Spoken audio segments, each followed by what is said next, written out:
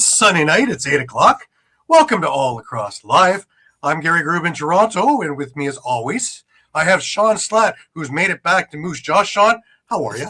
I'm doing pretty good. Surviving the blizzards out here. That's incredible. Yeah, I have a story too. So yeah. Mike, how are you? Over in Connecticut. I survived the high winds out here, so. Yeah, Mike wanted to go to the Hard Rock Cafe over in Mississippi, and it actually blew up over to him. It's pretty crazy. Very, very windy. It's been a weekend. I'll tell you, it's been a weekend. My GPS is a comedian because I guess somewhere along the line I pushed I didn't want tolls, and so it took me through rural Western New York to go over to Rochester from Toronto, and that was fine. You know, it's a nice sightly drive, a little bit more scenery than going through the interstate. But on the way home last night, it took me through rural Western New York. Now, not as sightly, not as scenic, pretty dark with no lights on any street, and me not being familiar with any of the streets made it for a very, very eyebrow-raising kind of a drive back to the border, where I could finally hit the QEW and have lights and highway and things. But yeah, it's just been amusing. But anyways, we got a big show for you tonight. Hopefully Caden's with us. We know Pat's going to be with us soon. We had 4 NLL games, plus we had some ALL to talk about as well. But as always, before we get rolling, just a reminder to everybody that all of our episodes are streamed live across Facebook, Twitter, YouTube, also Twitch. Remember to hit the subscribe, follow, and like buttons. Always share.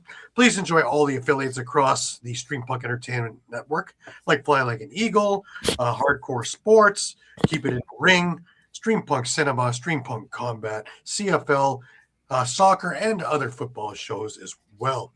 If you missed a show, no worries. You can grab all the shows on YouTube, which would be at Streampunk Cinema, Streampunk Combat, Streampunk Sports, or, of course, all across, all the time. And if you go there, of course, you will have retro games. You will have interviews, libraries of all of our shows, as well as you would get press conferences from what Shawn and I both put up yesterday, as well as many other things. Fights as well. We'll talk about that soon. Remember, you can stay up to date with all sports by visiting streampunkent.com with great articles from our huge staff of contributors. Also a reminder that our show is brought to you by 60. 60 is Canada's newest and most exciting uniform and teamwear brand, delivering top quality uniforms and teamwear that reflects the spirit and identity of each team. Their commitment to innovation and style sets them apart, ensuring that every customer experiences the perfect blend of style and functionality. Unleash your greatness with 60. Now, very important, add Lax Talk 10 to any and all of your orders to receive a 10% discount on your order. Each and every order. All right. How do you get to them? Well, first of all, you can go over to Instagram over at sweet_60. You can email them at info.sweet60@gmail.com or go to their website at www.sweet60.ca/60. Jim is more than happy to work with you on all of your needs, wants, desires. And that doesn't just go for team uniforms. That goes for individual stuff. It goes for golf shirts. It goes for T-shirts. It goes for pretty much anything and everything. So give Jim a call or an email. It is the last day of Hanukkah, so happy Hanukkah still to all of our Jewish friends. And we're only a couple of days out, guys. Christmas is almost here. As you can hear from my voice, Christmas is almost here. It's getting there, though. It's getting there. But to bring back an oldie and a goodie, Mike, let's go get the ball rolling, shall we?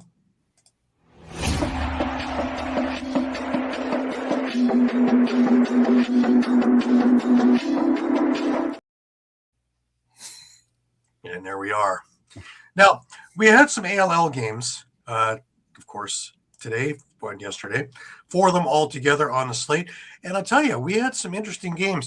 Peterborough is still undefeated. They're now 3-0. They beat the Oshawa Outlaws 22-18 and a real pitcher's duel over there. And I tell you, this Peterborough team just keeps getting stronger and stronger and stronger. One of the big additions, of course, is Aaron Woods, who had 4 goals and 4 assists on the day. Howie Francis is got 4 goals and an assist. Zach Thompson, 2 goals, 3 assists. Parker Sands with a couple of goals, and a whole lot of guys with singles as well. Zach Thompson, 2 goals, 3 assists. Nate Allen. Cam Milligan being the facilitator, a goal and 5 assists on the day. Big day for Peterborough. Jackson Hayner over in the nets had a good game as well. For Oshawa, John St. John, of course, 2 goals, 5 assists. Gareth Hay, 3 goals, 2 assists. Josh Gilroy with a pair, Zach Terry, Jake Gilmore, Ryan Hay, all with a pair of goals each as well. An absolute slobber knocker. Moving along, the late game on Saturday had the Whitby Steelhawks and the Brampton Express. And, Brampton pulled this one out, but boy, oh boy, it took a lot. In fact, it looked like Whitby was putting this one in the books. Brampton tied this game up with just 20 seconds left with Jeremy Searle converting an Andrew Horsley pass on the power play to put this over into overtime. 3 minutes and 58 seconds in, Penn Eistrad converted a Peyton Wallace pass, which was off a long lead pass from Lane Ruska to give Brampton the victory, 14-13. Of note, Parker Pfeiffer. I talk about him about every week because his stats are just incredible. And he had 3 goals and 7 assists on the day. Owen Orpana, 6 goals, 1 assist on the day. And Devin Pfeiffer, again, as the facilitator, didn't have any goals but 5 assists on the day for Whitby. For Brampton, Zach Sunderland with 4 goals, 2 assists. Curtis Ward with a pair of goals. Penn Eistrad with a pair of goals, including the game winner. Lucas Furra, Andrew Horsley, Ty Ingram, Carter Coffey, Mitch Jeffrey, and Jeremy Searle all with singles in the overtime win. We move over to this afternoon, and the Oswego Bears and the Toronto Monarchs got together. And, well, Oswego got back into the win column, beating Jordan Dance and the Toronto Monarchs 12-8. I say Jordan Dance because Jordan Dance had 4 of those Toronto goals on the day. And again, for Oswego, Josh Sanchez had a huge day with 4 goals, 3 assists. Eddie Renault, friend of the show, friend of mine, goal and 6 assists on the day. Dante Koulas, 2 goals, 4 assists on the day, as well as Xander De Laron with a pair of goals. Shane Hallowell and Charlie Fertini, as well as Lucas Beaver, each had singles in the victory. The late game had the Six Nations Snipers and the Paris River Wolves get together at the ILA. And, well, the Six Nations Snipers are winless no more. They beat Paris by a 2-point conversion touchdown, 24-7, guys. Nice, eh? By a converted touchdown. Oh, we're not playing football, are we? I'm telling you, this was right from the word go, man. It was 5-3 Six Nations after 1. Paris looked to get it right in the second. They scored 9 times in the second and was up where they were up 12-10 at the half. Not to be outdone, Six Nations came back and stormed back. They did with 9 goals in the third and only giving up 2, which changed the whole complexion of this game to a 19-14 lead heading into the fourth. And Six Nations took that one as well, 5-3. Looking at, so our Six Nations got probably the most balanced game of their probably the last couple of seasons. Jeremy Bombury had 3 goals, 8 assists. Jordan Goddard 5 goals, 5 assists. Jaden King, 3 goals, 6 assists. Mitch Zulian, 2 goals, 5 assists. Wes Whitlow, 3 goals, 4 assists. Colton Armitage, Avery Steinbach Parker, Nathan Fair, Ethan Fisher, all with a pair of goals each in the victory. For Paris, Carson Moyer had a great day. He had 7 goals, 6 assists on the day. Caden Merritt, he was the facilitator, had a goal and 8 assists. Dawson Brown, 4 goals, 2 assists. Coach Nakamura, another friend of mine, 4 goals and an assist. Facilitator in this one was Jake Rosa, 4 assists on the day. Dylan Gillespie also added a goal in the loss. Next week, you have the Oswego Bears visiting Brampton on January the 2nd. It's going to be a hell of a game. Next week, there are no ALL East games, only a pair of West games, the Blackfish and Grizzlies and the Eagles and Sea Spring. So 2 weeks' time, you've got the Bears against the Express, Whitby against Toronto. That's going to be an interesting one. Also, that's going to be over a track on the Saturday. And on the Sunday, over at the ILA, you're going to have Peterborough against Paris and Oshawa against Six Nations. All great games to catch. All righty, that brings us over to the wonderful world of NLL. Now, we start off on Friday night, and we had the Oshawa Firewolves, who have had all kinds of trouble scoring, heading up against the Vancouver Warriors, who have had no trouble scoring. And, well, you would think that this would be just a cakewalk. Not to start. Oshawa came out flying in this game. Come with me, computer. There we are. It looked like Christian Del Bianco was fighting it a bit in the first. He rectified this problem soon after, but they seemed to get a tell on him, and that seemed to be over the shoulder, usually over the left shoulder, top corner. Ethan Walker caught him there. Dyson Williams caught him there. Mike Byrne was just an absolute bulldog, and towards the net he went off a faceoff, which was only about 8 seconds after the Dyson Williams pass. He passed it to himself and went in on goal and scored. The only goal that Vancouver got in the first quarter was off that notorious goal scorer, Jackson Subak. Right. And he did it unassisted on top of that. So let that settle for a second. I'll wait. Yes, Jackson Subak. So that was 3-1. Alex Simmons came back with another shot, this time over the right shoulder of Del Bianco. And it was 4-1 after 1. Now, it was Teddy Bear toss night over in Oshawa. And the second quarter, of course, was the Teddy Bear toss quarter. So, of course, Christian Del Bianco, he shut out the Oshawa Firewolves in the second, and there was no Teddy Bear toss in the second. In fact, the only goal, both goalies tightened up. It was quite the goaltending clinic between Jameson and Del Bianco. Marcus Clarich got 1 goal and brought Vancouver within a pair at the half. Taggart Clark gave everybody what they wanted. A couple of minutes into the third, he scored, and it rained teddy bears. Yes, it did. It rained a lot of teddy bears because they had a good crowd there too.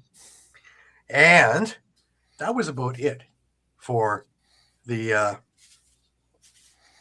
Oshawa Firewolves offense for a while again.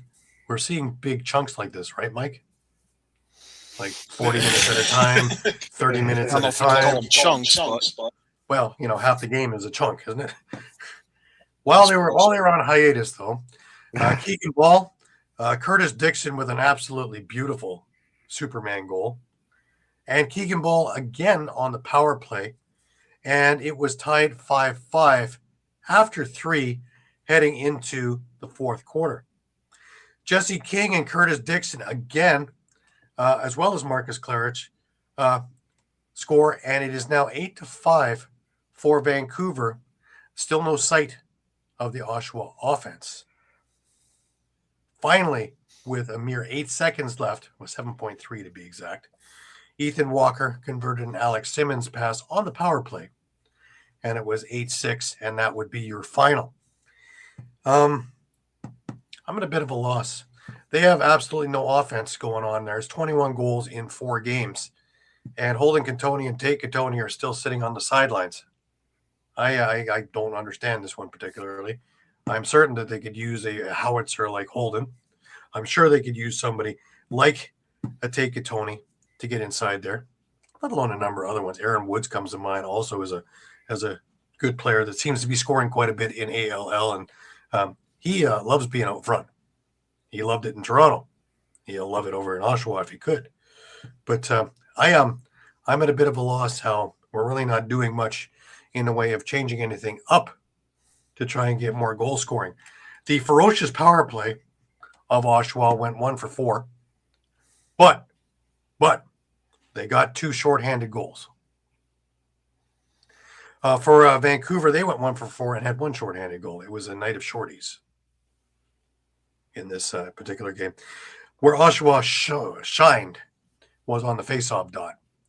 They went 14 of 19 in the faceoff spot. Now, Oshawa is not at a loss for shots. They had 54 shots in this game. Usually they're outshot. They had 54 shots. And Del Bianco just put up astronomical numbers. 48 saves on the day.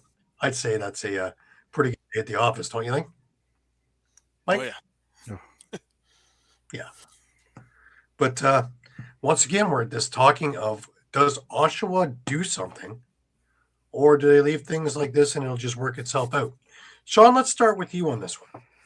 That's where I'm a bit perplexed too, because I mean, you look up and down that lineup, there really should be no need at all when you go through the Alex Simmons, That's not the Dyson answer Williams, either. Ethan Walker. I mean, you could go on and on and on, right? I mean, even if you bring in a Tate or anything I like like the that, idea of bringing in Holden, actually. I think he would serve that team a little more because as an outside shooter, just a howitzer.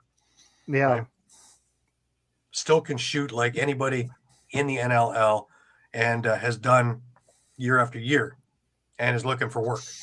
I guess my point is, if you bring in congratulations. Holden or Tate, I mean, that doesn't solve why Alex Simmons isn't scoring. It doesn't solve why, Dyson Williams isn't scoring.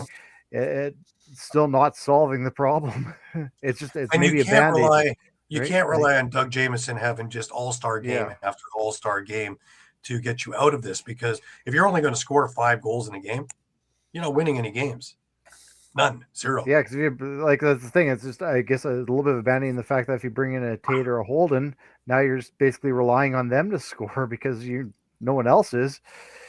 Well, it might just open up a few things. Is where I'm going with it, because they seem to have the Oshawa offense blueprint down pat, and defenses are adjusting to it.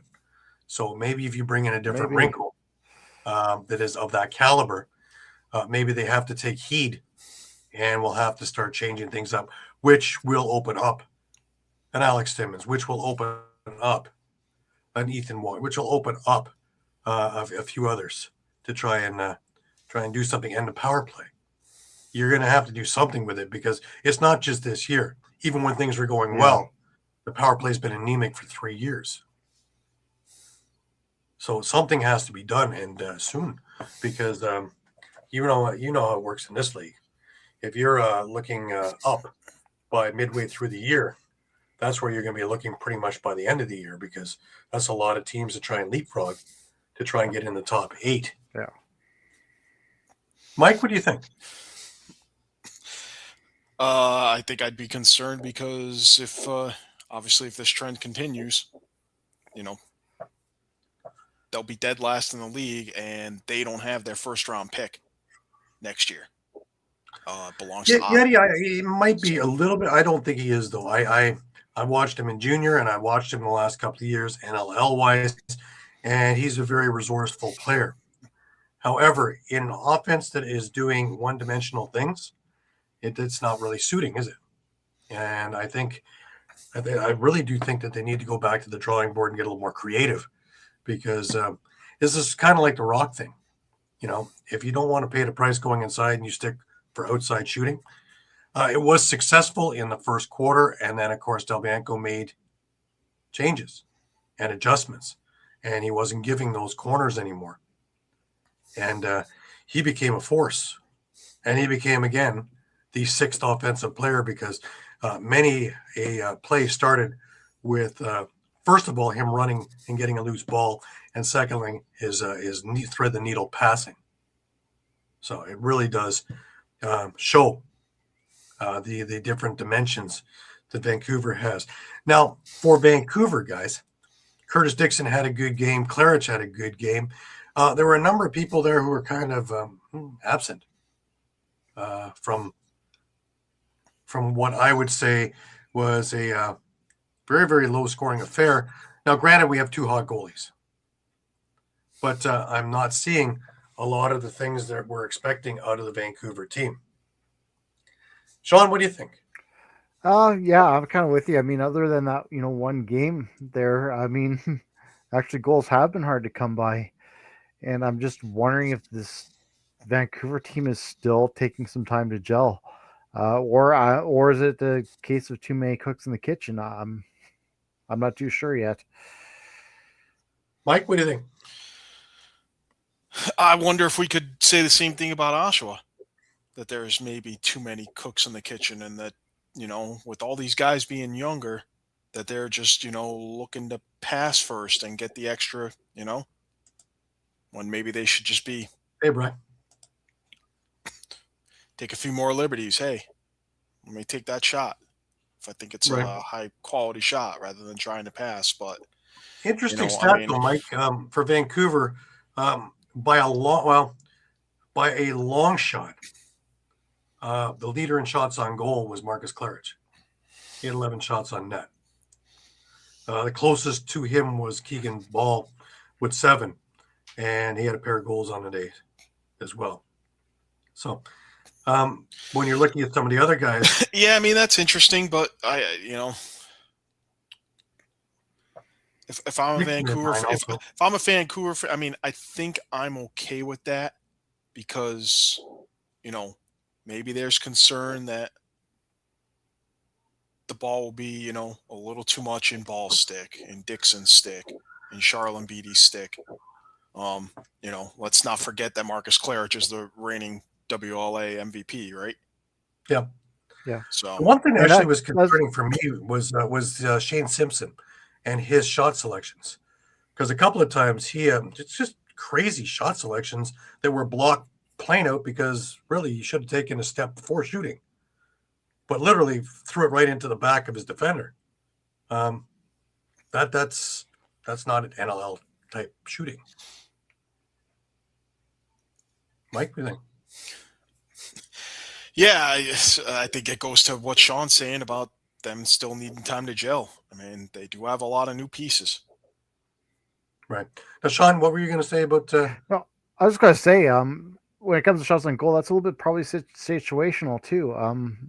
You're mentioning all the, the firepower they have on offense. Maybe Claridge was just the open guy who could get those shots off. That's a lot of shots, though. That's a lot of shots. 11 shots on the game. That's Randy Stott's kind of numbers, right? Just interesting. Just throwing that out there. Worth possessions there. Pretty much. But again, we're talking about a low-scoring game in which there were 3 shorthanded goals in the game as well, which is odd. Especially with, Vancouver's power play is fairly strong, and they gave up 2 shorthanded goals back to back.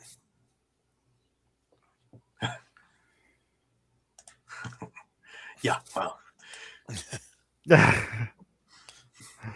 Mm-hmm.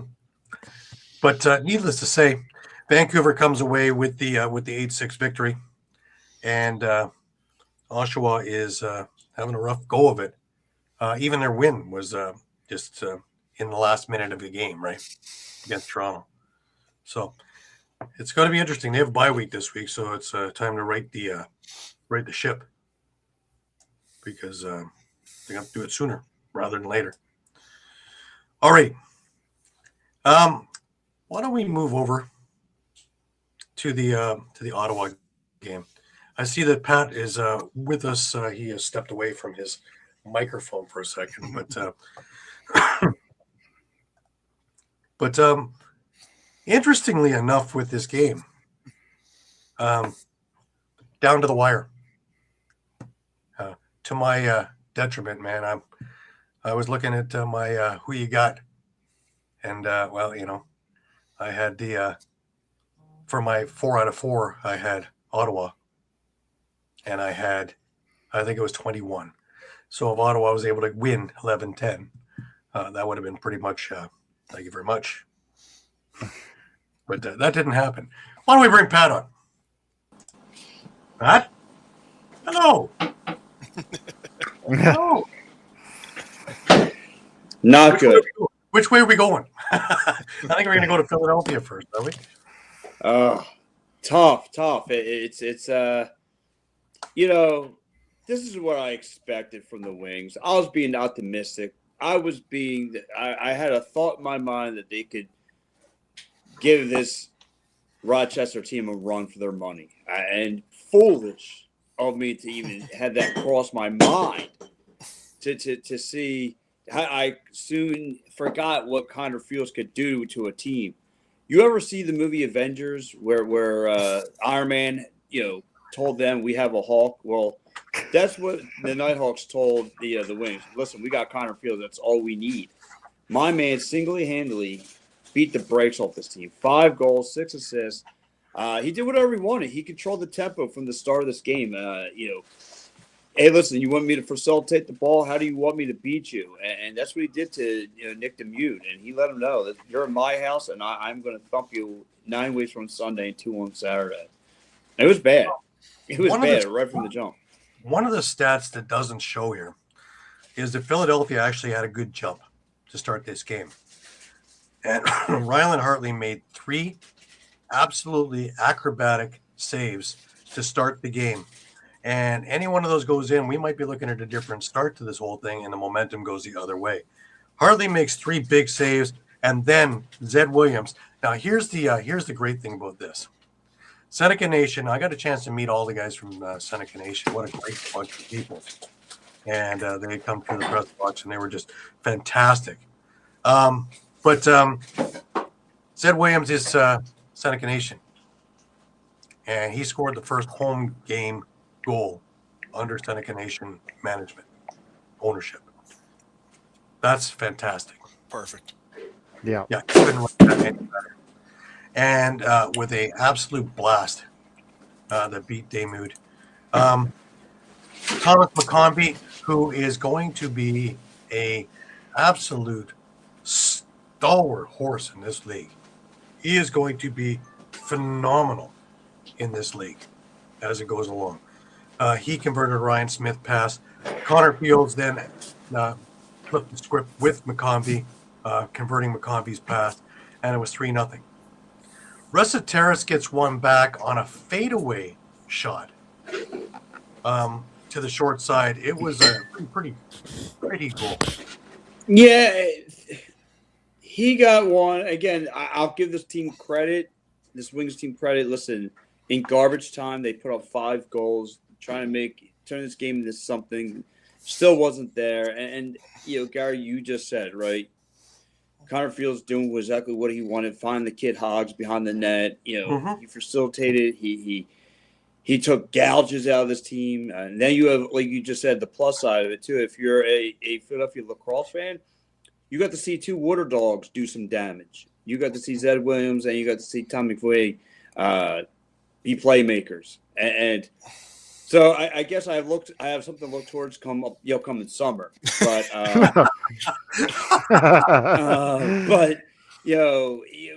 again, that Nighthawks team is just all around. Listen, you got a great head coach, you got great goaltending out of Ryan Hartley. I mean, he was a complete octopus between the pipes. There was nothing getting through to him.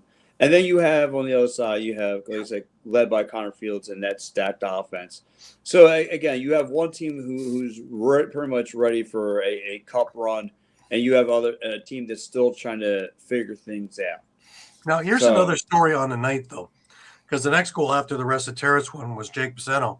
Now, he had 3. This is his first professional hat trick. Yeah. And he was just an absolute buzzsaw in this game. 3 goals and an assist. And even Hazen, he wasn't in the original blueprint of this, but boy, when that comes through, you'll take it any way you can get it. Yeah. His goal off a Dan Coates feed. Graydon Hogg with a beauty from behind the net off a Connor Fields pass. Just an absolute gorgeous diving goal. To end the first. Philly opens up the second, and, well, Sam Leclerc on the power play. Now, here's the one that I like, was Dustin Burkhoff. It was a shot wide by Rochester, and on the rebound, Burkhoff picks it up, goes coast to coast, and is able to beat Hartley, and is 5-3. We're in a game here.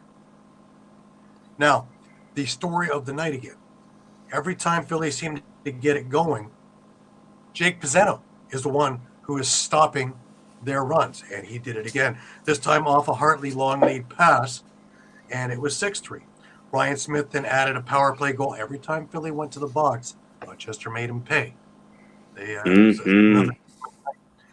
Now, one of the guys on Philly who I really loved his game last night, there was 2. One was Liam Patton, and the other one was Eric Fennell. I really liked what he was doing last night because he was all over the floor. He was playing physical. He was playing solid defense, but he was also up there transitionally trying to get things going offensively. And he got a goal to end the second quarter just before halftime, and it was 7-4 off a Reciteros pass.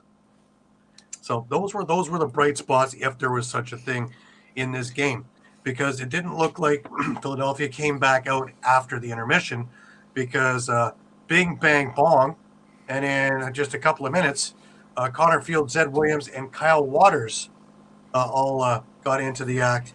Now, quietly, Ryan Lanchbury, although he didn't score, 7 assists on the day. He made a lot of noise by not making any noise. Liam Patton, as we just talked about, he got one back for Philly off a Damude pass. And then Blaze Reardon got one on the power play off a Brendan O'Neill pass. Now, O'Neill's not scoring, but I tell you one thing, he is in most of the Philadelphia goals. He has been assisting on all of them. For Philly to win, he needs to be in on the goal scoring part of it. Assisting, they can get to do that one. What do you think? No, I agree. I mean, listen, like they got things going again. If you're looking for bright spots, you were mentioning Brandon O'Neill getting 5 assists, 1 goal. Eric Fennell, who's coming off a 2-year injury window, seems to be not have missed a step at all. What I like to see him, score more goals. I think that's going to come with some time. But I think again, for this team to look to be down and out, they had a couple bright spots. Again, they try to make a game out of it.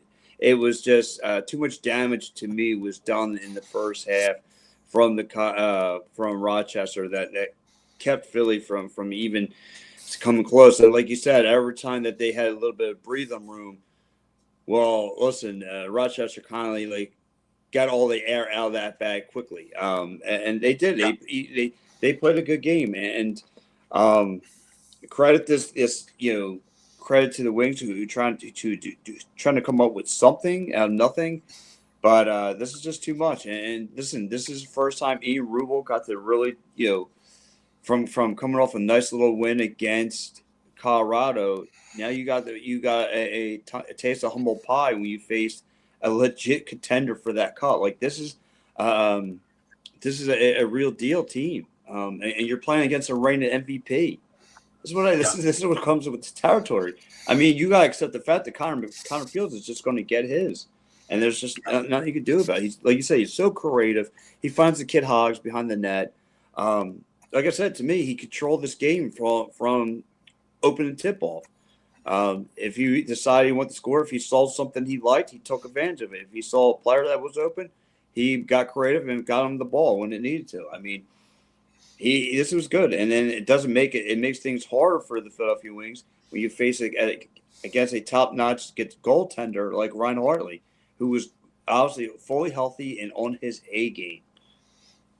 Well, it's also that Philadelphia's defense, big as they are, bruising as they are not as nimble as Rochester. And one of the plans Rochester had was getting them moving all over the place, because once you got them moving, they weren't in position.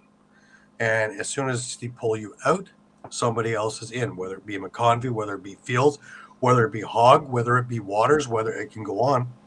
And somebody got in there, Zed Williams. He would, make a pick and find the empty spot, and away he went and sailed them in. So there's so many different weapons that Rochester had, and they used it, and they used it smartly, and they didn't use it all the same times. And they were creative throughout the night. Now, into the fourth quarter, things were getting chippy. You could see that they were getting chippy. There were a lot of little things going on all the way through, scrums all over the place. And then finally it bowled over. Now, we're talking about the goal, and I have the clip of the goaltender fight to show you. But how did we get into a goaltender fight? Well, we had about everybody on the floor already into a little melee before that. And then these two guys decided, hey, we're here too. And, of course, this is what happened.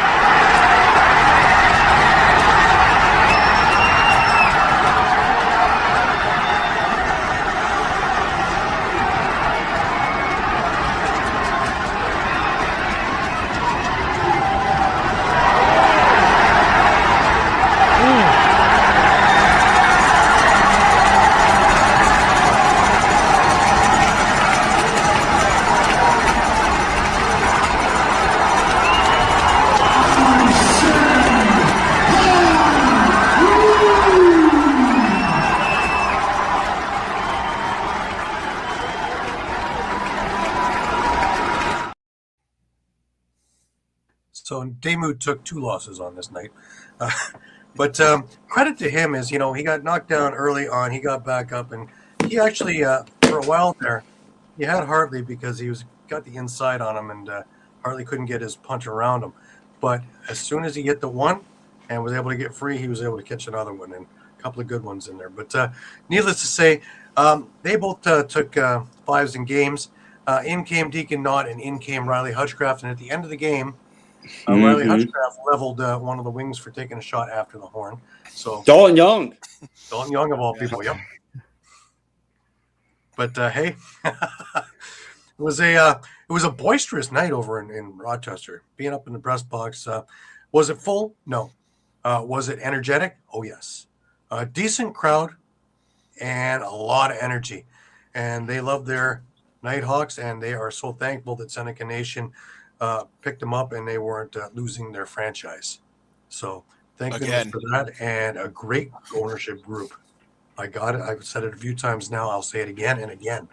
A terrific ownership group, and everything that is that I saw back behind the scenes yesterday is just absolutely top notch. They pay attention to detail. So, a nicer bunch of people, this can't happen to. So having a great team is just an absolute bonus. Before we get any further, I just want to pull up Mike Hazen and what he said after the game. Head coach. Pretty high right now. Like I say, it was a very exciting ending to the game. Yeah, it was good. We had a great effort after that field. Offensively, we were clicking on all cylinders. Defensively, we were really good. Hearts making great saves. Got away from it a little bit there late in the fourth quarter with, we started worrying about what referees were doing rather than just trying to make sure we're doing what we do best and close it out. But yeah, entertaining. Hopefully it brings a few more bodies to seats next week or next time we're here. I guess you talked about the excitement. Can you just walk us through a goalie fight? What's going through your mind there? Don't do it. That's the way he played. But again, he's an emotional guy, and yeah, is what it is. Obviously, a lot of goals early and often in that first period. Can you just walk us through what was working for you guys early in this one? It's just it's what we do. We're such an unselfish group that just move the ball, move our feet. Anybody that's open, we find it. And again, it's a group that's so unselfish, and we were doing that, and we were hitting our shots and making the most of our opportunities tonight, which is just what we need to do moving forward. So, Smitty this morning said it was a family-style offense, everyone eats. Did you realize this morning that he meant Jake Piscino is eating too? We'll take those ones when he gives them up, right? But yeah, no, he wasn't part of the script. But again, we're trying to be focused on our 5-on-5 game. And when we get those ones, and we get 3 of those ones, we'll take them. Well, and just with Jake too, he came out, he was moving fast on the defensive end. He picked up a lot of loose balls, which turned in some of those transition offense. Talk about the maturation of his game, because we've really seen him take it to a different level in these first 2 games. Yeah, again, he's got great feet, and he's got great athleticism. He's got a really good IQ for playing D, but also getting off the floor. And again, we tasked him tonight, to find 34 as much as he possibly could. And again, that's his maturity as he can grow in that. We're sending a young guy that can match feet, maybe not size, but he has the ability to stay with one of the big boys and shut him down. I thought we did a really good job with him starting it and the rest of us supporting. Well, the team is predominantly the same as last year, but one of the big additions was Zed Williams. He got a couple tonight. How nice was it that someone from the Seneca Nation scored the first goal of the first home game with a new ownership? Yeah, I think it's really special. And again, it's a special night, just what he's gone through the last little while and the steps on there. It's just, I can't even imagine. But again, this is what this game does. It just allows us to heal and we can move forward, and it was great that he got us started. Again, he set the tone for us right for that. And certainly we've gone about 5 questions. We haven't talked about the reigning MVP. Connor Fields once again did it all tonight, scoring, dishing, getting loose balls. I mean, he had a traditional Connor Fields game tonight. Yeah, it feels he was really good tonight. And again, made the most of his opportunities, created his shots, battled for some loose balls, and he did a lot of good things. And again, it's hard to key on our group here right now. And like I say, it's as you said, it's a family style, and they're so unselfish. It doesn't matter who's going to score. We're going to bump and get that guy open if he's got the best shot, and we're going to take it. And again, Fields was a benefactor of it tonight. Gary, your defense seems to work really cohesive. You shut down Resiteris, you shut down O'Neill all night long. Is there something different that's coming in, or is it just everybody's just on the same page? Yeah, I think everybody's just on the same page, and we are getting some really timely saves when we are breaking down. Hearts has been really good for the last 2 games, kind of bailing us out. But again, it's a group where we haven't had much change. Like this is like being the new guy in here for injury purposes, but he's a guy that's really athletic and fits in well with what we want to do. We got a few old guys that anchor. We got a young guy that's going to chase a little bit. So it's a good mix. And again, we're playing well. And again, at the end of the day, no matter what we do in front of them, if we're not going to get a save, Hearts has been giving those saves. Spencer. Well, it says it all, doesn't it? Yeah, I think so. I mean, from the Philly perspective, I'm still looking at it kind of glass half full. He had a lot of good looks. Hartley was on fire, especially at the beginning, kind of setting the tone, getting into his groove. You certainly weren't expecting a hat trick out of Jake Piscino.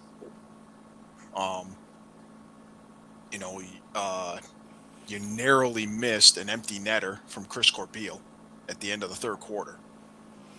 Let's not forget, if he'd shot that ball a second sooner, that's another goal. You nearly had another goal at the end of the game. I know it was right at the buzzer, but, I just feel like, yeah, you lost by 4. You could have just lost by 1, potentially, with a few bounces, going your way or not going Rochester's way. Connor Fields has Philadelphia's number. The last time they played, Connor got 7 goals. This time around, he got 5 with 6 assists to go with it. So you have to go in for plan B is kind of mitigate what he can do, but really you have to worry about everybody else because he's going to get. Yeah, absolutely. I mean, right? I agree. I agree. I think some of the things I'm seeing there's things I'm seeing from Philly, in spite of losing. There's things I'm seeing from Philly that I didn't see last year.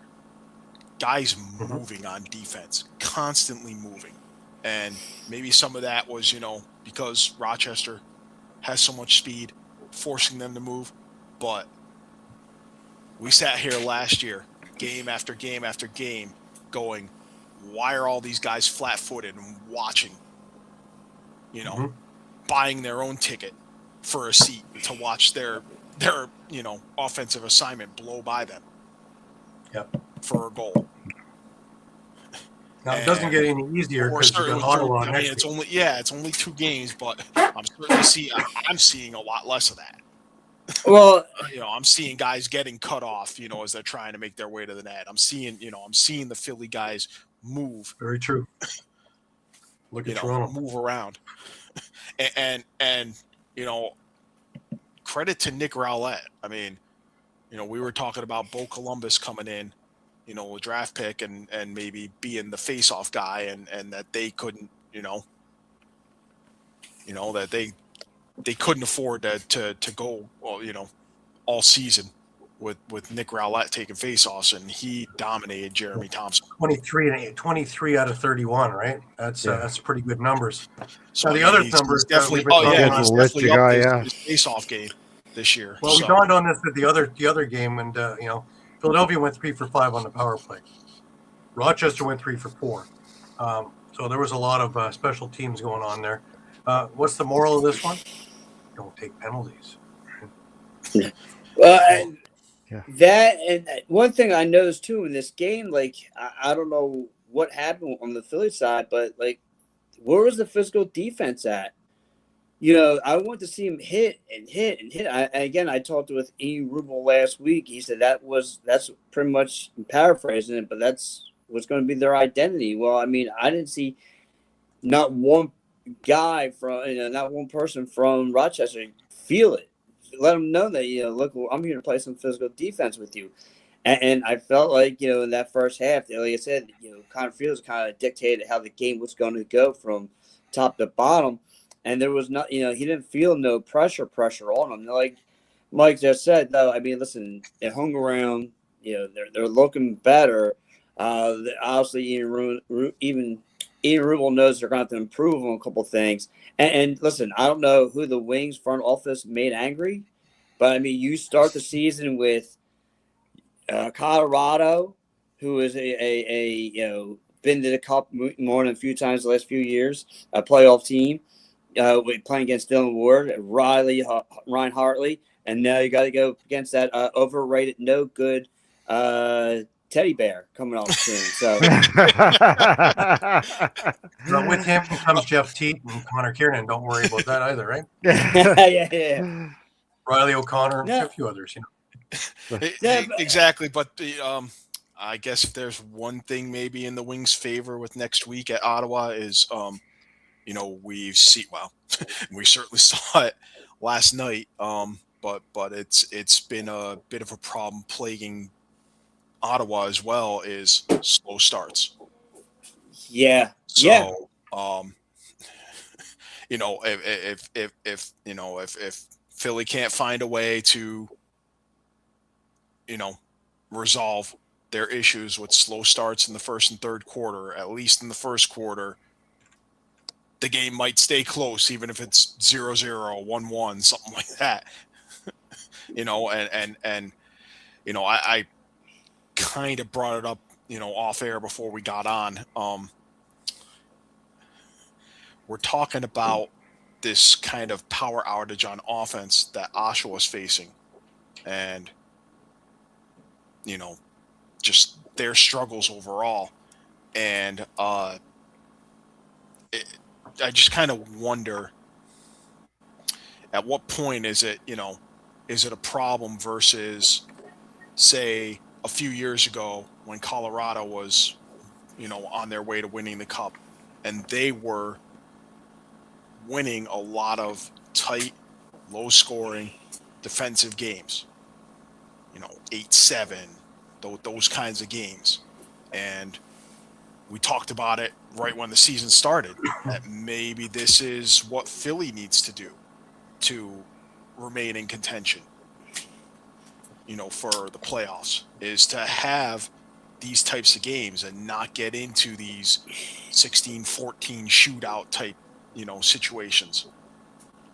Mike, you're absolutely right. I mean, listen. So it just seems like we're looking at Oshawa almost like the other side of the same coin that we're looking at, say, that we used to look at Colorado, and we're trying to look at Philly now. So I'm wondering where that divide is. No, I think you're 100% right. I think that's going to be Philly's bread and butter. I think Philly knows they don't have the offensive firepower like Rochester. I think that's how they're going to win their games. And the credit, I don't know. Like I said, to me, it just depends who gets a hot start between these two teams. I think, like you said, it's going to be a mirror match for both teams to see who can get one off first. But we'll see what happens. But again, like I said, going back to this game, though, and I kind of got angry with it, with all the fighting from Liam Patton and all these guys, because to me, it just showed me the white flag. Listen, Philly's just saying, we're not as skilled as you guys, so we're just going to fist fight you to kind of get the crowd in it. If fighting counts on scoreboard, okay, cool. But, yeah, I mean, to me, there was no need for it. I get it. I guess there was, like you said, Gary, there was a lot of chirping going on the floor, and someone was about to break some blood. But no, listen, I do believe though that this. I know it's only 2 games in. I know this was only the Nighthawks' opening night, but I truly believe that squad is built for the Cup. I mean, look, you have all the greats have it. They have he kind of feels now has a supporting cast. He's got Williams, he's got McVeigh and McVoy, and himself. I mean, that's going to be a 3-headed monster that every defense in the NLL is going to have to deal with. And who's going to be up to take on that? Yeah, I agree. Now, pivoting, let's get over back to the Ottawa and Las Vegas game.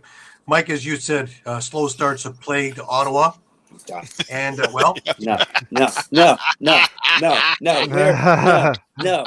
we are not going to talk about this game. You want to know why we're not going to talk about this game? Because a certain somebody who we just traded decided to go off. They trade him. He walked in free agency, but well, still, I mean. I guess it's all in the Sin City. My man put up a hat trick and 4 assists. I'm done. I can't win. You leave Philly, you become something.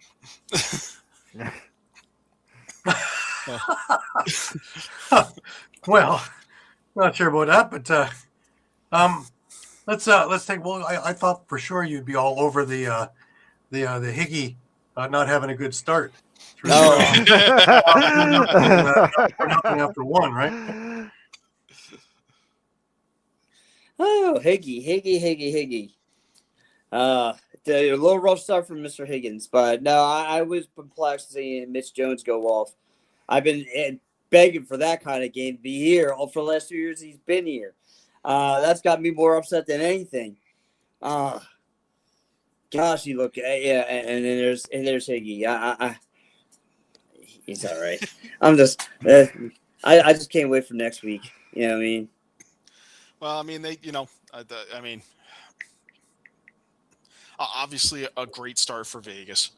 Getting out to a 6-0 lead. 4. 6-0.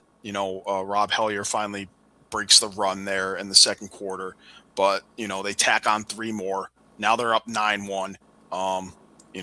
They go into the half 9-4, but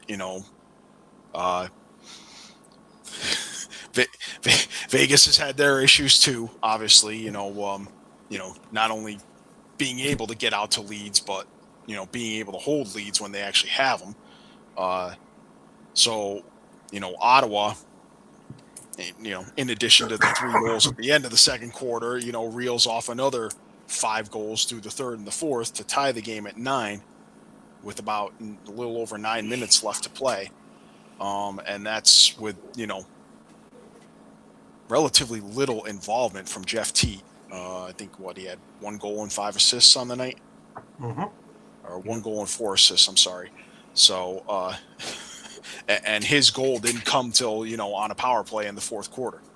So, the Vegas defense did a pretty good job of keeping him in check for the most part. He had 20 shots on net too, right? Yeah, which I guess, we're talking about the number of shots that some of these other 20 guys for are him, 37 for the rest of the team. Yeah, and 12 for Hellier. So I mean, that's there's That's more than half. More than half right there, yeah. Yeah, so maybe a little bit of disparity there. So I mean, I guess they the Black Bears have their own offensive issues to address. Certainly, being able to spread the ball around. But I guess I look at this game and kudos to Vegas for not letting it slip away, because this is the kind of thing, with all the changes they've made and the expectations that are kind of being set now. For them first of all to kind of go in Vancouver and as Shawn put it last week, look pedestrian, and near blowout loss. Certainly raised some questions, but to come back home and have their home opener and have that happen where they're up 9-1 and they basically blow a 9-1 lead and still find a way to win. That's you got to be able to take something out of that, some sort of momentum or some sort of positivity. Well, that's the into positive. The next contest. The positive is it was Miss Jones for them, for Vegas. I mean, this is why he's here to win these kind of situations for you. Again, the Bears going on, they get slapped around. This is again the ugly side of Higgins. I've been saying for a while, but no, I mean, listen, that offense, they start to cook in the second quarter, and they didn't look back, and which now has me going to already mark this down, Gary, in the pick'ems. Ottawa is going to take the W against Philly right off the bat. I look at this, and there's a couple of things that really concern me about Vegas. Is that from about 2 minutes left in the second, it stopped until the end of the game. Until 2 minutes left in the game. Yeah, almost 30 minutes where Vegas didn't do a thing, and it was all Ottawa. If they were able to hold another couple of minutes, it probably would be Ottawa in the W column, not the L. That for the amount of changes that they made and the amount of people that they brought in, and we can't say Fraser wasn't in line because he played, he scored. So this is the Vegas team, and you can't blame Kells because he only gave up 9. Where is all this massive scoring that we all sat there and went, holy, oh my! Yeah. I'll agree to some extent, but this was Fraser's first game. He was a last-minute scratch against Vancouver, so I'm sure that was obviously a disappointment. But I would take this gelling that they need to gel on this team more than I would accept the one on Vancouver, since half of that Vancouver team played together in Calgary when they won the Cup. So yeah, gelling on this one I can understand. But I would also say there's some positives. Certainly you need to consider that there is 9-1. There's definitely positives, right? Yeah, but there is going to be some adjustment for a guy like Fraser. Sure, everyone knows about all the highlight reel goals and all that stuff, the 3 championships and whatnot, but now he's in a situation where he's the number 1 guy probably on the right-hand side. Mm-hmm. Yeah. So there is going to be a little bit of role adjustment because, he was never going to be the number one option in Buffalo behind Dane and Tehoka Nanticoke. Right. So now he's coming in, and it's a chance to, and even more so with Jack Hanna holding out right now, it's more of a chance for not only him to kind of find what he needs to up his game, but you got 2 goals and 2 assists out of him. Yeah. You got 2 goals and 3 assists out of Jonathan Donville, who, you want to talk about power outages, he struggled last year. Mm-hmm. It's no secret that he struggled last year. He struggled to find his game. So, and just things have just not gone his way since Panther City folded. Interesting. So this is I think if you're Vegas, that's a big positive to take. Is that you got production out of Jonathan Donville when you were expecting it last year, and we all know about that horrible streak they had of whatever it was, 37 straight games that they couldn't touch 13 goals before they finally broke it. I just look at, you're up 9-1. Your foot, again, we're talking foot on throat. And you let Ottawa climb back to 9-9. Not 9-7. Not coming back and maybe getting close and from garbage goal. 9-9. And it took 2 minutes left for you to get, you can almost say that noseworthy is the God. The week before against Saskatchewan, right? They made a comeback. They got the slow start and then just kind of got on the run. So that just seems to be their MO. Can't Can you imagine if they had a quick start, what they'd look like? Can you imagine if they got a quick start? Yeah. Holy. Yeah. That's. It seems like it's their portray, right?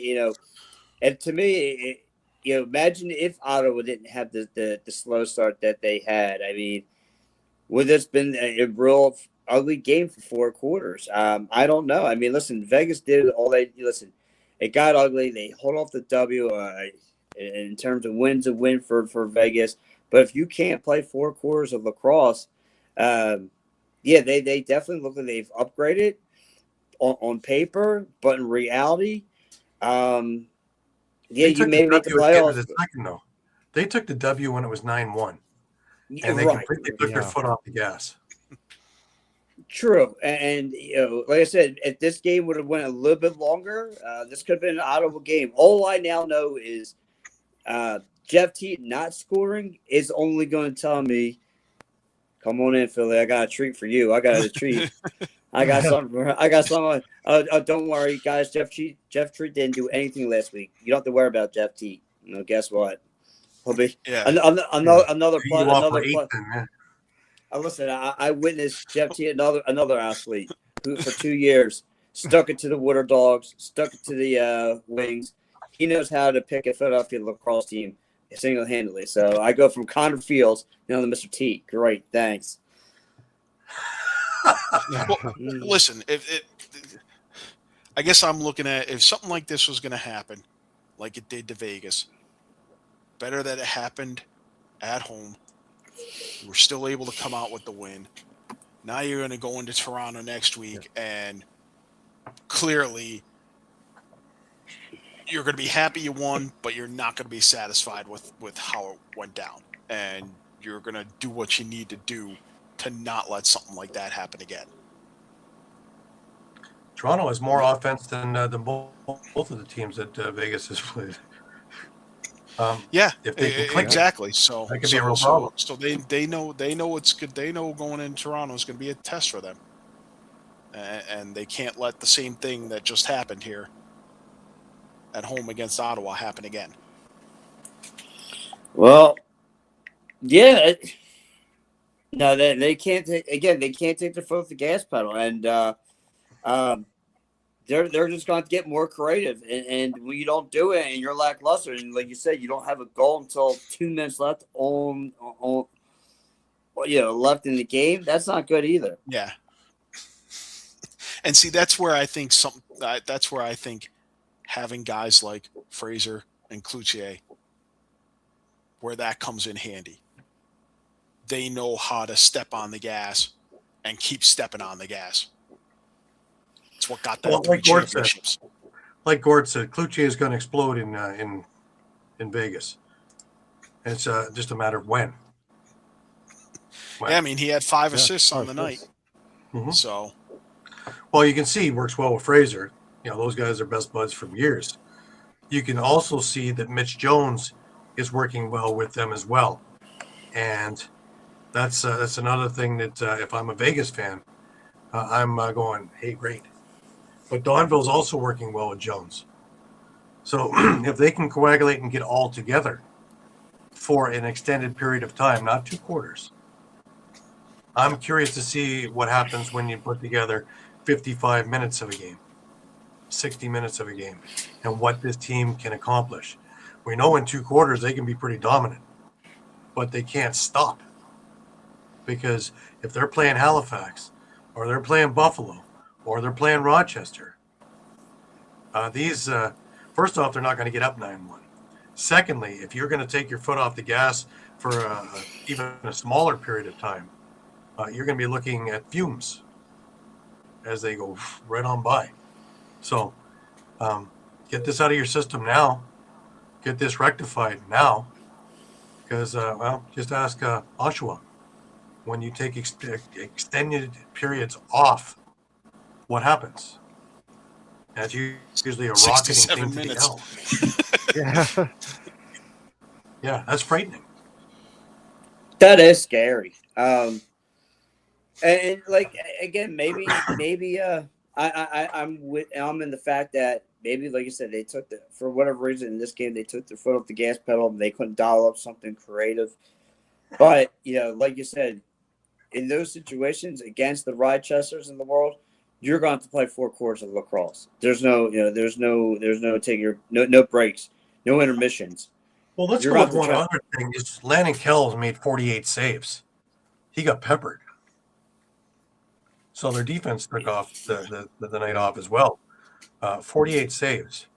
That means he faced 57 shots. That's a lot of rubber. Yep. Yeah. That's Higgins on Philadelphia kind of numbers. Yep. Ow. Yeah, I know that's painful, isn't it, Pat? Oh. Oh, painful. Higgins, on the other hand, 34 saves, 44 shots. Not the greatest of nights. Decent, but not the greatest of nights. That's not going to steal you a game. Almost did, though. No, and it goes back to what we were talking about last year with Ottawa. That they can't just be relying on Jeff Teat to score at will and Zach Higgins to play out of his mind. Yeah. And Yeah, no, I agree. Yep. I agree. It's going to be interesting. Gosh, I wish Ottawa would have won. I wanted my sweatshirt. They didn't get enough of those games, and they missed the playoffs. Yeah. Like I say, gosh, I wish they would have won. I would have wanted my sweatshirt from Coolbet. It's 2 weeks in a row it just slid out of my hands. Ottawa have to be part of both of them. On either side of the win column. Yeah. They're my kryptonite this year.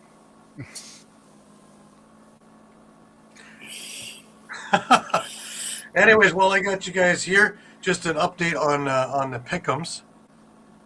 Sorry. Won't apologize to me.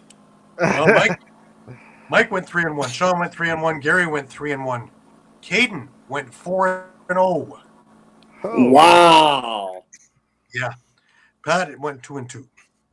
No. So our year to date has me in the lead with 13 wins, 4 losses. Mike sitting there comfortably in second, 11 wins, 6 losses. Shawn has jettisoned up into third, 10-7. And Pat and Caden are now tied at 9-8. Now, here is the enthusiastic stat that I see. Is every one of us, after 4 weeks, is above 500. Hey. Not bad. There you Even me. Yay. Even Mike. Mike is sitting at 646, man. Yeah. He's killing it. Rarefied air. 64, but Pat, even though you've had a couple of rough weeks, still at 529, man. I had a great opening week, but yeah, last week, horrible. I got to get back into a win column. 4-0 for my rival Caden. Good for him. Yeah, he had an offer week last week, right? Yeah. So he's not even that that up. for it. Yeah. Man, Not bad. It's good. Not bad at all, gentlemen. Well, Pat, as always, it is always amusing and always informative having you on the show with us. Yeah, listen, gentlemen. Come from much else. And listen, gentlemen, it's always glad. I'm always glad to be on here, picking your minds. Next week, I should feel a little better knowing who is between the pipes for Ottawa. But I'm not going to anticipate Mr. Teat coming in, or we're going out to Mr. Teat's house, and it can get ugly fast. So again, I don't know who's going to step up. I guess Joe Russ, Terrence Miles will put the whole team on his back and see what he does from here. I don't know. I don't know what they're going to do offensively, but hopefully they'll get something rocking. Well, listen, you know who's going to be between the pipes for Ottawa, but also know that Deacon not, because of this fight between Hartley and Damoud, both of them getting assessed misconduct penalties. One day.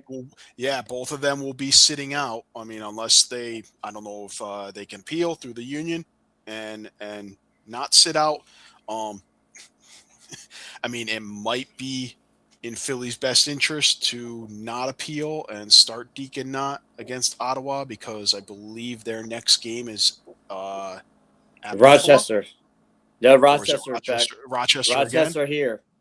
Yeah, Rochester here on the 9th. So, the rematch. Oh, yeah. Which I don't know how many times I was asked if I'm going to Philadelphia for that game. I don't know how many times I'm answering that question, but Pat, just want to wish you a Merry Christmas before we send you off into Philly space. To the abyss, yes, and to the abyss. Listen, you gentlemen have a great Merry Christmas, Happy New Year, and we'll touch base next week. Absolutely. See you, fellas. That's Pat Bernard with the Wings Nest. All righty. Well, that leaves us with one game. And I thought we would be able to count the goals as when we were doing the press conferences. We all thought we were going to be able to count the goals on one hand. Slow, hey? Because for 3 quarters, I think it was still on one hand. Yeah. And funny enough, too, you're mentioning, Gary, 3 shorthanded goals. That's the theme of the week. Low scored game, yeah. Very bizarre game, but it was a defensive and goaltending clinic, to say the least. Ties the regular season record for least amount of total goals, with the Rush coming with the 7-4 win over Georgia. Georgia had 1 goal through 3 quarters. And who got that goal? Nolan Byrne. That's a household name. Have you heard of him? Yeah. Nope. No. Yeah. So, I mean, amazing. So, I mean, credits to Saskatchewan's defense, and Frank Giuliano played unbelievable, and really Brett Dobson too. I mean, Dobson pretty much kept Georgia in this game. But the fourth quarter, here we go again. Right. The Rush are up 4 goals, 5-1. Jordan McIntosh scores. Jacob Hickey scores a shorthanded goal, and Nolan Byrne scores. And Georgia is right back in the game again. The Rush led another team back in the game in the fourth quarter. Luckily, there's a few. Mike Messenger made some huge block shots late in that game. Austin Shanks kind of finally put the game away with 46 seconds left. Then I kind of give Holden Garland a hard time at the end of the game, the press conferences, because he got an empty netter. Not known for his scoring prowess, so he got an empty netter with 20 seconds left, and that pretty much ended it. But looking at both sides of these, doesn't it? Gonna bring you back to the Minsky days where it went like 2 seasons without a goal. Yeah, exactly. And you're always betting, okay, when's Rubish going to get the goal? All right. Yeah, Rubish, not Minsky. Yeah. Yeah. Interesting. But now my question is, where's Lyle? Yeah. Where's Brian Cole?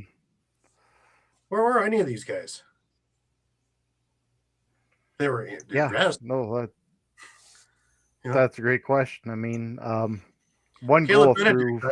I've been touting him and blowing the trumpet on him for 2 seasons now.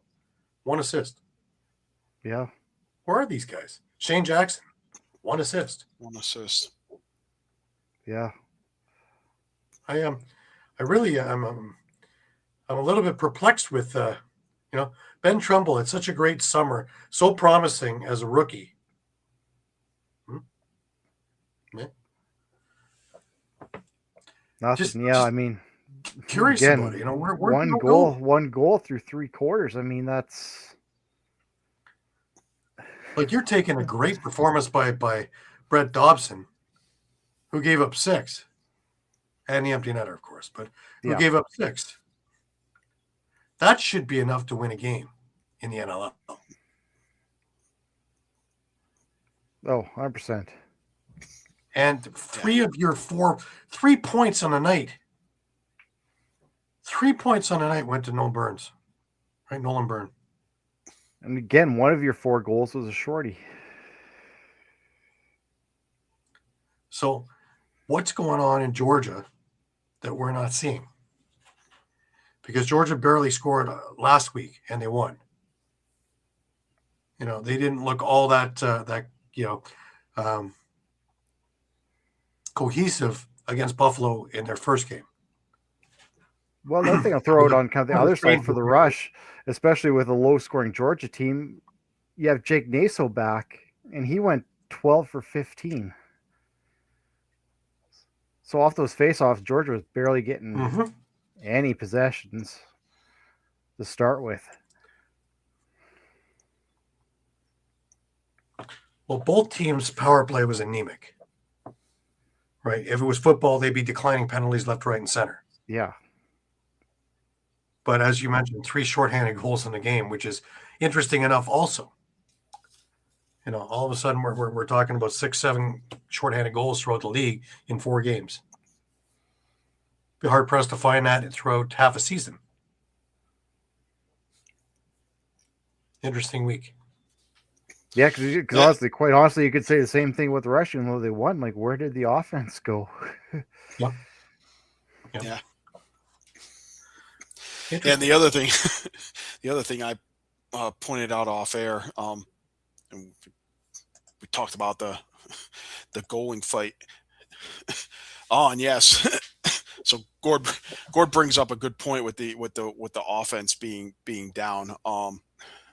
So we're through 17 games now, and through 17 games last year, the total number of goals scored was 63 higher than this year. So I mean, you're talking maybe 3 more standard NLL games as far as goals scored. Well, for the last number of years, we've been listening to people talk, well, goal scoring's down, and we've been looking at them going, no, and showing stats. This year, they're right on the money, and in big numbers. Yeah, so I mean, now we're concerned about Oshawa's offense. We're concerned about Philly's offense. We're concerned about Vegas's offense. We're concerned about Ottawa's offense. Now we're concerned about Georgia's offense. We're even concerned about Saskatchewan's offense. We were concerned before the season started. Toronto hasn't allowed me, even though I have all these first-round picks. And we were concerned before the season started about Calgary's offense. Pretty much named every half the league saying we're concerned with their offense. Yeah. Who isn't in this troublesome zone? Well, I think Calgary has shown us that they're not, even though we thought they were going to be. Yeah. because they put up double digits in both their games despite being 0-2. Gordon, isn't that the last time the Leafs won the Stanley Cup? Yeah, 6-7. Yeah, 13, Oh, well. 13-10, and we were just talking about how Rochester threw it was at the middle of the third quarter of the game last night. They were up to 25 total goals on the season, and Oshawa through 4 full games 21 has only 21 goals. Yeah. Well, Calgary through 2 games has 23 goals. So it's not like their offense is struggling. So they put up double digits in both their goals despite being 0-2. So I think that's one team that I don't think we should necessarily be concerned about offensive-wise. Obviously Buffalo. Obviously Halifax. Rochester. Yeah. I think, Rochester. Is there anybody else? San Diego, maybe. I know Yeah. I wouldn't give them that one. They didn't look too good last week. The game against Rochester was not good. Yeah. But hey, Vancouver's game against Colorado was not good either. Colorado's another one where they had 17 goals in 2 games, right? Yeah. Toronto's only had 18 goals in 2 games with all that firepower. Ottawa in 3 games. So what is it? Is it offenses not clicking? Is it defenses playing better? Is it goalie play being better? Is it a little bit of everything? I don't think we certainly can't pin this on the bandit rule, because the bandit rule was designed to more goals. Yeah. No, I think it's a bit of column A, bit of column B, might be a bit of column C. I think goaltending has just been absolutely off the charts. We've seen Doug Jamieson play out of his mind. We've seen Ryland Hartley play out of his mind. We've seen Chris Riglieri play absolutely spectacular. We've seen Dobson put a couple of really great games together. Probably the only reason why Georgia's not sitting at 0-3. Frankie. He's had a couple of good games, even though we had a rough fourth quarter against Ottawa. But I don't know if that was all his fault. Yeah, Saskatchewan's regular thing now is fourth quarter we catch the plane. That's what I was going to say. You know what? We can talk about the Russia's offense all we want, but I think that's just the bigger issue with Saskatchewan is that fourth quarter. And Del Bianco, got to figure out that we can't say that he's not part of this, spectacular goalie thing too, because he looked great against Oshawa. Faced a lot of shots too. Well, I do want to make one other point there, and it goes to Shawn and Saskatchewan. Maybe this is part of the problem with the late game meltdowns. Is we just saw that goalie fight, and you look at the league leaders in penalty minutes right now. Damoud and Hartley are both in the top 5 because of their major and the game misconduct. Yeah. But the other 3 guys in the top 5 are rush players. Very uncharacteristic. Yeah, and that is interesting because, you mentioned, I think it's Boudreau, Messenger, and Garland. And Messenger doesn't surprise me because that's just his style of play, right? He plays on the edge. Right. Mm-hmm. Those other 2 are definitely head scratchers. Yeah. Right. So, hey, if they're taking those penalties, if they happen to be taking those penalties later in the game and teams are capitalizing on the power play. Right.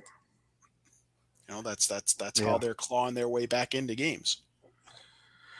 All right. Let's have a look at what's coming up this coming weekend. And, Saskatchewan's got Halifax in Halifax. That's no easy task, and they better not be taking the fourth quarter off. Yeah. Philadelphia, we talked about, is into Ottawa. Another one is not going to be an easy game. Las Vegas comes to Hamilton to visit Toronto. And another one where I'm not sure. Is Landon Kells what the doctor ordered for Toronto? Or did you get the Landon Kells that was in net this week who made 1,000 saves? And then we're talking about the anemic Toronto offense with all these first-round picks in there. Still taking outside shots. Yep. With not a soul going inside. And you see how well that's working for Oshawa. They like the Toronto system so much, and they're so close to Toronto that everybody in the Toronto radius is shooting from outside.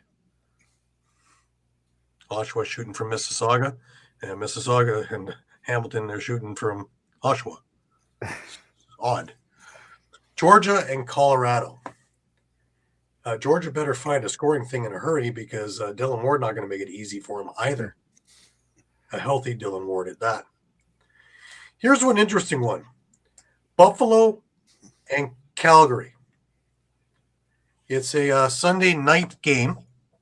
It will be on as we're on. So we'll be able to give you live, up-to-date scores. But Calgary's scoring. We can see if it's for real against Matt Vince. Yeah.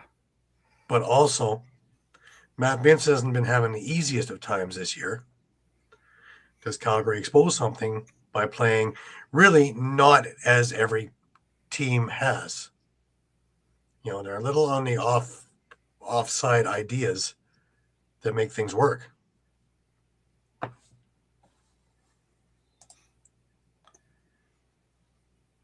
I can't be doing much worse than what I'm seeing. So I can do the Zed Williams thing for you. You know, we joke about that, but while we joke about that, Eduardo's with us. Eduardo, welcome. Eduardo. hey, Eduardo, while we joke about that, think about some guys who are not on an NLL team right now. Catones. Yeah. Guys who will get inside, like a Tate Catoni. How about Dan Lintner? Yeah. What happened to him? That's what I'd like to know His too. face is on a milk carton. What's going on with Dan Lintner? What's going on with Dan Taylor? Mm-hmm. Yep. It's a number of guys. I still think Aaron Woods would fit in there very nicely.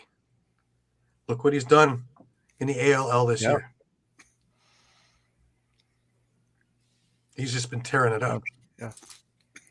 Absolutely. And this Georgia-Colorado game, you're gonna have Andrew Q going up against Georgia. And Yeah, you don't think he's got a chip on his shoulder? and the piece that Georgia traded Q for is on the holdout list, Connor Kelly. Interesting enough, eh? Interesting. There's where Georgia could get some scoring from. Yeah. How much did they give him? So, all right. Let's leave it there, folks. I want to wish everybody a Merry Christmas and a healthy, safe holiday to everybody. Remember, you can find us on Facebook. You can find us on Instagram. You can find us on Twitter. You can find us on Thread. You can find us on YouTube, as well as on www.streampunkentertainment.com on the Lacrosse tab. And please visit us 3, 4, 5 times a day, as the news is always changing, and we have our thumbs on the pulse of the situation at all times. I want to thank everybody here on the show for another fabulous year. And I wish everybody a very, very healthy, safe, happy Christmas. Gord, Merry Christmas as well. And until we all meet up again next week, where we take a look and see who's having the offensive problems then. in everyone we mentioned. Everyone, yeah. Well, we want to see where the epiphany happens, right? Where is the Christmas miracle? Oh boy. You know, yeah. It's that time of the year, right? Remember, keep your sticks high, keep your spirits higher. Have a great holiday, everybody. Merry Christmas. And until we meet again next week, 8 p.m. Sunday night, let's let the carolers sing us out. We wish you a Merry Christmas and a Happy New Year. Good tidings to you wherever you are. Good tidings for Christmas and a Happy New Year. Now bring us a pretty boy. Now bring us a pretty boy. Now bring us a pretty boy. And bring some right here. Good tidings to you wherever you are. Good tidings for Christmas and a Happy New Year. We won't go until we get some. We won't go until we get some. We won't go until we get some. So bring some right here. Good tidings to you wherever you are. Good tidings for Christmas and a Happy New Year. We wish